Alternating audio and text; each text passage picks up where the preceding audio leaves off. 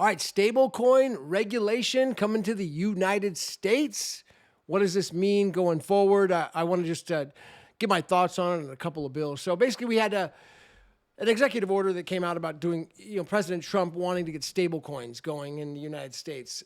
So two bills were presented to Congress within the last week, and both bills call for government, oversight on stablecoins, legitimacy, fully auditable, and regulated stablecoins. Now, so the first is called the Stablecoin Act of 2025, and this one it's basically designed to it has a reserve requirement, transparency and accountability. It's going to have federal oversight, just much more clear regulation, specific definitions of words, and consumer protections, which is key. You got to have consumers, oversight and regulation on consumers, so these bad actors don't just take advantage of consumers, which is so key. Now, also there's a stablecoin regulation. the Genius Act, the guiding and establishing national innovation for U.S. stablecoins. This is presented by Senator Bill Hagerty, and it's about defining the word digital assets, which will be key. Stablecoins for non-bank issuers, and it's going to be about stablecoins below $10 billion in market value will be regulated at the state level, not the federal level. It's going to have reserve requirements and transparency. So both are a step in the right direction. Ultimately, it's going to be hard for the big giant Ponzi Tether to survive. They've already, the White House and the government already knows that they prosecuted Tether already in an action. So Tether settled out of court and made the thing go away by paying like $100 million fine. So, but that didn't fix the problem that Tether's created. And just to give a quick little background story, it wasn't that long ago that I was driving on my way to Napa, my SUV. I had a long drive to Napa. It took about an hour to get, not long, hour and a half, whatever. So in the car, pick up a call from my buddy Casey. He goes, "Hey, did you see what just happened to UST?" He and I were both investors in Luna, and I had mostly UST. Sold most of my Luna at that time because Luna had already peaked. It was at, $63 or something or whatever. I remember selling it at the very, very high point. I was really happy with how and I was like, I'll just move it over to UST because it's going to be stable, the stable coin. It'll be safe over there. So he calls me. He's like, "Did you see what happened to UST? It just depegged." I'm like, "What? Depegged?" He's like, "Yeah, it's down to 70 cents on the dollar." I'm like, "Oh, it'll bounce back. It'll bounce back. That's got to be an error. 70 cents? No way." He's like, "I don't know, man. It doesn't look good. It looks really bad." I'm like, "Oh, I had all my Luna and UST on a specific laptop. I didn't even use it on my cell phone. I didn't even know what they had a certain program you had to download and you had your wallet on that. So I never even looked at it on my phone. So I'm like, I can't do anything. I won't be back till like 5 o'clock. By the time I got back, it was like 30 cents on the dollar. And the next day, I think it was like the next day or the day after, it was basically, it vaporized to zero, or maybe like maybe like 1%, okay? Something like that. So it was absolutely vapor gone. Think about it, one day, and there was billions and billions in that UST market. And by the time I was too stubborn to sell it. I don't even know what my first chance. I could have sold maybe at like 30 cents. I could have sold. And I thought, no, man, it's going to go up. There's no way. 30 cents? Come on. It was over. It was over. In hindsight, I should have known that it was over and I could have liquidated at 30 cents. At least I could have preserved some of it. But I was like, that's too low. I can't liquidate at 30. Well, I liquidated at freaking 1 cent, I think it was, eventually. Well, I might as well get my 1 cent out of 1 out of 100 out of it, whatever. So that's eventually what I liquidated it for. But what's the relevance of it? Because we know from history with these stable coins and how they work, once they depeg, when Tether depegs, because it will depeg, once it depegs, the same thing's going to happen. It's a fire sale run. And the reason I'm calling it out now is because with these two stablecoin bills and the oversight from the White House of these executive orders, they're calling for very strict, legal, and lawful auditable stablecoins. Well, it's not even possible at Tether. Okay, it's too late. Too late, man. You know, there's that song. It's like, it's too late. You're never coming back. You know, from the 70s. It's like there's just no way of saving Tether. It's gone. So we have to start fresh. That's why I do want to say, on a good note, on a positive note, MNEE, MNEE, they're taking their sweet time with things. And a lot of people are pissed. Why are they taking so long? Well, first of all, they've already launched on ERC20. All right, so you can buy the MNEE stablecoin on Ethereum right now. No one gives a crap, because why don't they just use Tether? You know, and plus it's Ethereum, it's expensive and slow. So why do you care? But what they don't tell you is that they've been holding off on their launch on Bitcoin SV.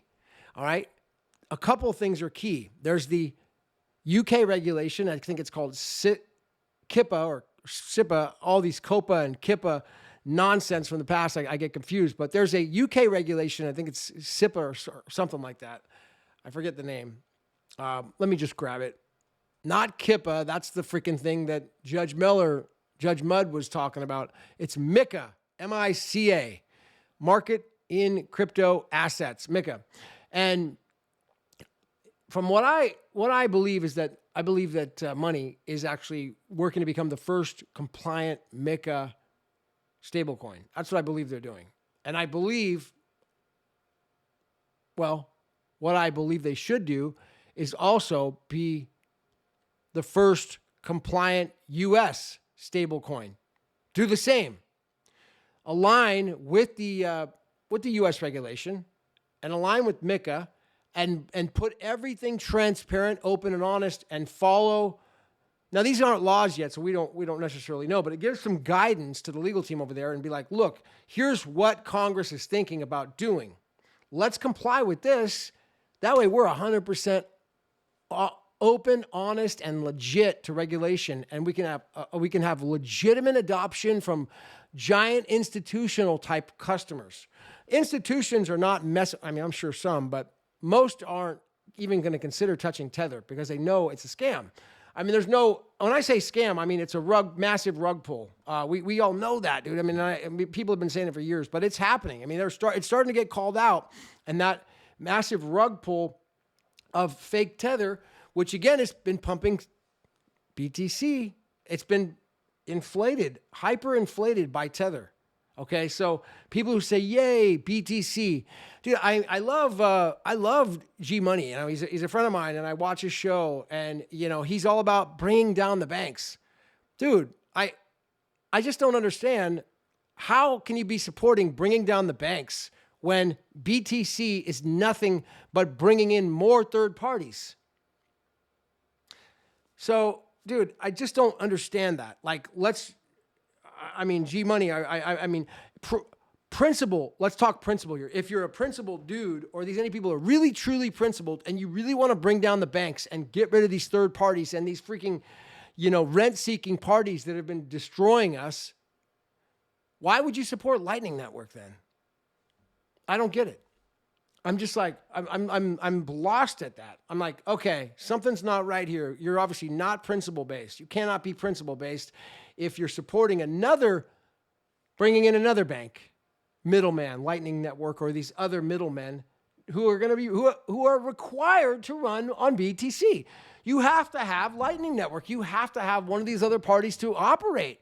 I mean, if you want to be a whale, and yeah, it's not for poor people, and you just do a transaction here and there, and you don't mind paying huge transaction fee, okay, that's possible, maybe, but you still are dealing with segregated witness, where they remove the digital signatures on BTC. So you're running the risk still of like, is it actually a legitimate transaction?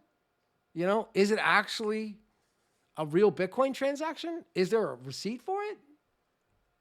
These are questions I think that these people are not necessarily considering. Because destroying the signature, it's like saying, okay, well, we'll just cut the signature. Now there's no more receipt. There's no way to track it back. How do you know it was legit? We don't. But take my word, trust me, bro. It's okay. I really think this stuff's going to come out. And I mean, that's the other thing that that I would expect from this new administration is one of the things I'm most excited about is about the exposing of Blockstream, of this cabal that infiltrated Bitcoin back in 2015, 2014. They started attacking it. That's going to be a freaking huge one. And we bring in Kurt, the historian of Bitcoin, and we start to talk about it. We bring in freaking Truth, who's on Crypto Rebel on X.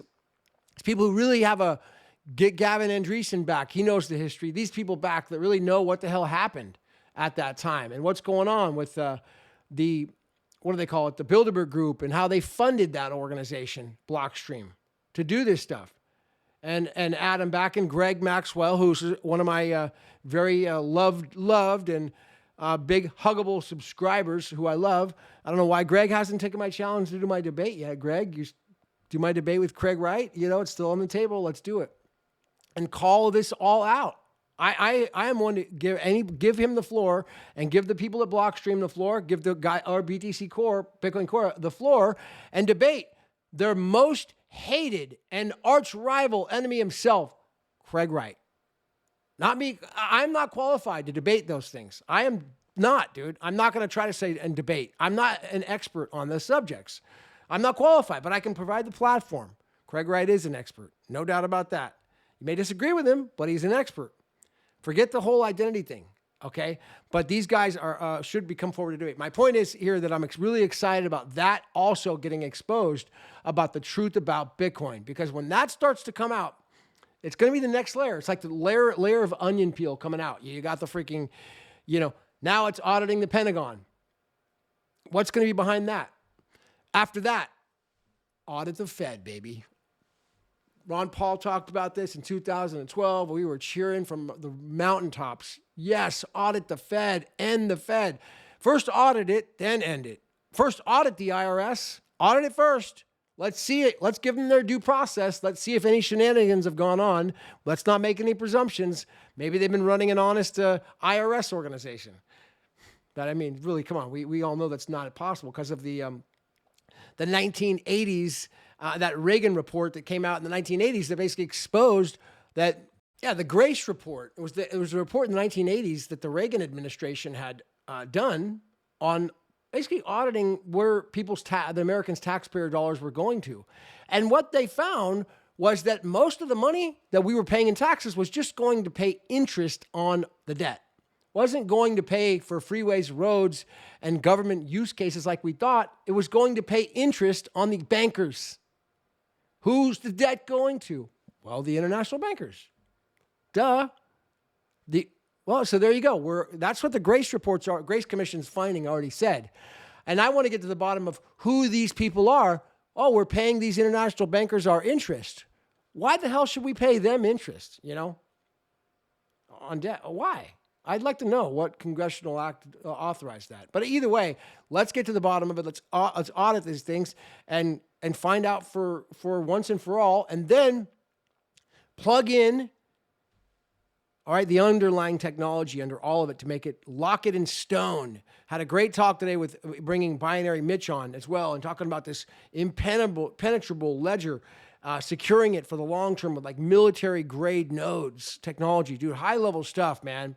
I think this guy is going to be, running consultant and probably inside of this administration at some point, because he understands, high level infrastructure security. Same thing with Gregory Ward and Brian Doherty and Alexander Mann.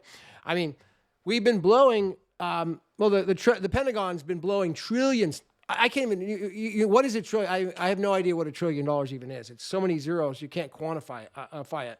So to think that they can't spare another $1 million on oversight of this type of strategy to secure this information, let's say $1 million budget, that's nothing for the Pentagon to then identify and solve this problem with the right brains. And that's what we talked about in the space today. So I'm excited about all this to come. Stay tuned, hit the ones. There's my little rant on the stable coins. Money is going to be paving the way on this. Mark my words. It's going to take time.